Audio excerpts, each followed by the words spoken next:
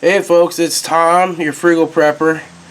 I've had the cold from heck for the last 3 days. It's finally getting better. I went to the urgent care last night. I finally broke down, actually yesterday afternoon. And I had ear infection in both ears, and this one, like my left one, when I bent over, it felt like someone was stabbing me in the ear with a pencil. But they gave me some antibiotics and some magic ear drops. It started Friday, man, and it just got bad fast. But sick or not, I've got to get to Harbor Freight, because I have got my 25% off coupon for Labor Day only.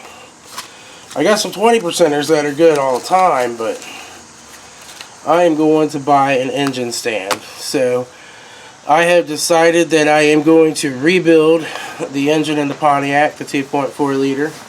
I know it's insane, right? The truth is that engine doesn't have a lot of miles on it.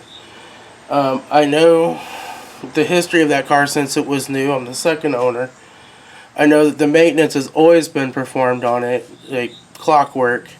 It's just got a bad ring, and it happens sometimes no matter how good the maintenance is. I know from having the oil pan off of it that engine is super clean inside. It's not full of sludge. I think if I go get a junkyard motor and put in there, who knows what you're getting. You're probably getting some sludged up piece of crap that's about to throw a rod in a week anyway. That's got 200,000 miles on it. I think, I'm going to use cheaper parts on this. I'm going to use a company called Car Parts Whiz on eBay. I've used their parts before. I've always had great luck with their stuff. But I think we're going to have about $1,000 in this. So I'm going to pull it. I'm going to send the block over to the machine shop. Have them, check, do the cylinders, and check and do the crank. And then I'll wait to order bearings and rings, pistons, till I see what level of machine work they have to do. If there's a chance that the block might not be savable, I'll get another one from the junkyard. But I think it probably will be. And sometimes they can just hone the cylinders and ridge ream them. Sometimes they have to take them over, right? So they might have to go 20 thousandths, 40 thousandths over. I can get pistons for that up to 40 thousandths over. I can get bearings for that up to 30 thousandths over. So hopefully they can get it within those tolerances. If they don't have to go over on the pistons and the pistons look good, then I'll reuse the pistons. If not, I'll replace the pistons. So I'm thinking it's going to take me about $1,000 when I add up all the parts and what I expect the machine shop charges to be. And then, I have my labor, but it'd probably be less than that if I don't have to buy new pistons. That's probably a couple $100 worth of it. And then we'll just see what happens. So I'm going to get an engine stand today. I got a coupon coming in the mail that I got off of eBay for $99 for an engine hoist, shop crane. It's cold. But anyway, who gets a cold in the middle of summer? I don't. My son brought it home from school. I used to have an engine crane. I used to have an engine stand. I had a nice one when I was in my 20s, early 20s. I built motors for my Mustangs and stuff. Lent it to some people down the street. They're putting a small block Chevy in a Monte Carlo.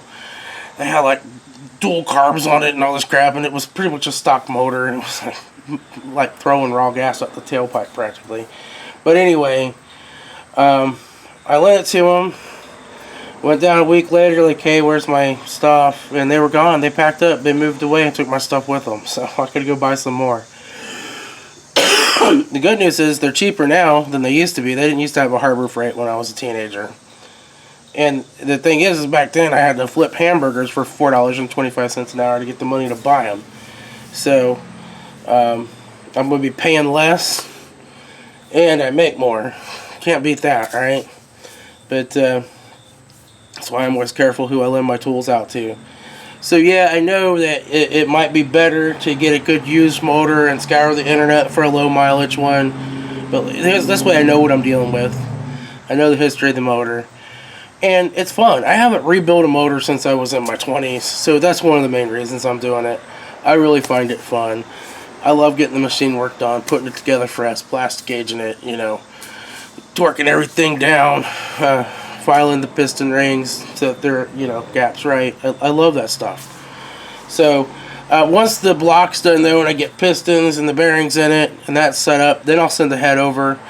I probably won't send it over initially because I kind of need to do it in chunks on paydays. I'll send the head over. I'm just going to have them make sure that's flat, make sure all the valves are good, you know, just go through the head, make sure it's perfect. I'll put that back on, and then I'll get it back in the car.